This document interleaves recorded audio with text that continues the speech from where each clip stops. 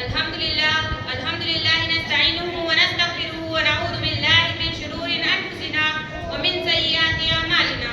صدق اللہ العظیم. محترم اساتذہ اکرام، معزز سامعین اور ہم مکتب ساتھیوں، السلام علیکم ورحمۃ اللہ وبرکاتہ.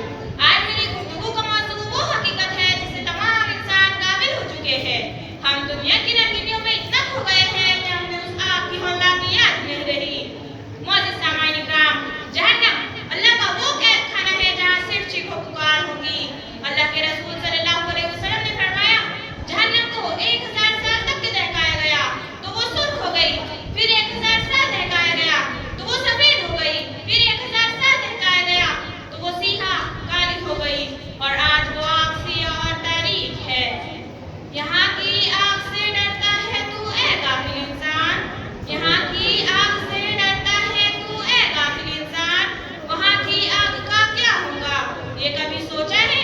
یہاں تو کھال جلتی ہے تو دم نکل جاتا ہے، یہاں تو کھال جلتی ہے تو دم نکل جاتا ہے، وہاں ہر بار نئی کھال کا وعدہ ہے. معزز سامعین اکرام، ہم سوچتے ہیں کہ چھوٹا سا تو گناہ ہے، اللہ تعالیٰ معاف کر دے گا، مگر یاد رکھیے نماز چھوڑنے والوں کے جہنم میں وائل اور زکار نام کی جگہ ہے.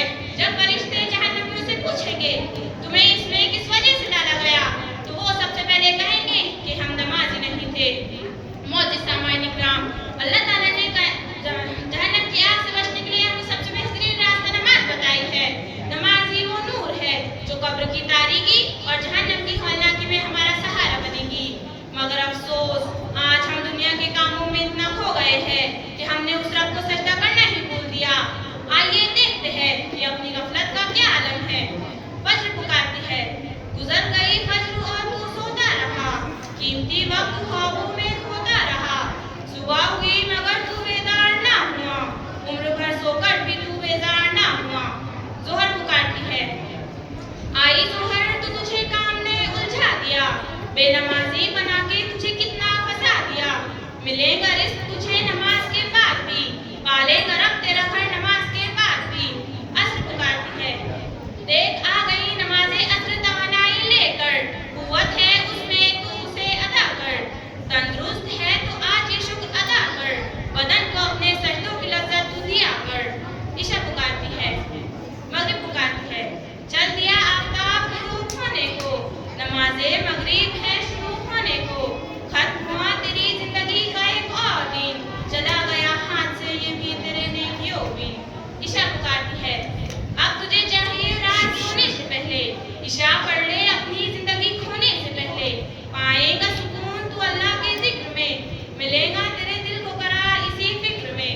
معزز سامعین اکرام، جہنم کا سب سے ہلکا عذاب یہ ہوگا کہ اس کے پیروں میں گرم لوہے کی جوتیاں پہنائی جائیں گی، جس کی وجہ سے اس کا بھیجا اس طرح کھولے گا جیسے دیگچے میں پانی کھولتا ہے. وہاں کے لوگ پکاریں گے کہ اے ہمارے رب ہمیں ایک بار نکال دے، ہم نیک اعمال کریں گے، مگر جواب ملے گا اسی میں پڑے رہو اور مجھ سے بات نہ کرو. معزز سامعین اکرام، وہاں بھوک لگے گی تو کھانے کے لیے کانٹے دار درخت ملیں گے جو گلے میں پھنس جائیں گے، اور پیاس لگے گی تو پینے کے لیے ابلتا ہوا پانی اور حمیم پیپ ملے گا. اللہ ہم سب کی حفاظت فرمائے. وہاں کے لوگ موت کو پکاریں گے کہ اے موت آ جا اور ہمیں ختم کر دے، مگر